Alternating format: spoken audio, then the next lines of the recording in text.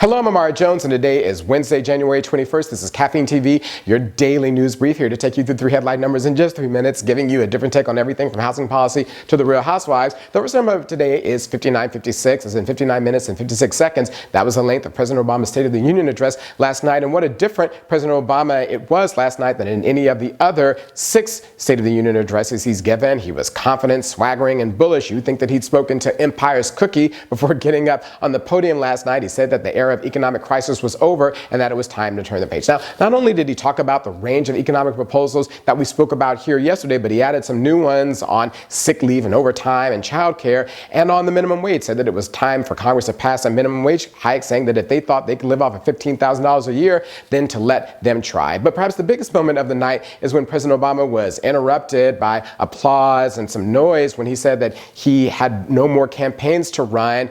After that interruption, the president looked to the side and said, "I know because I won," both of them at which Democrats leapt to their feet. So gone is the president who in that same venue in 2010 when he was talking about health care allowed a congressman to call him a liar out loud and not say anything about it. Last night he basically threw his shoe in the aisle of Congress and told them to pick it up. And it got me to thinking about how different things would have been all along if this was the president who had shown up. But even though President Obama has decided to come differently in the fourth quarter, better late than never. The next number up today is 4. Domestic policy wasn't the only area last night where President Obama shook things up. He underscored 4 foreign policy areas that could remake the nation's relationships with the rest of the world. He called for a closing of Guantanamo Bay prison, which basically, according to Amnesty International, became a gulag after 9/11. In the wake of the Senate torture report, he reiterated his administration's ban on the use of torture. He said that there should be fewer drone strikes and that they should be conducted in accordance with the law. And he doubled down on ending the United States' Cold War with Cuba, which has gone on for 50 years. Now,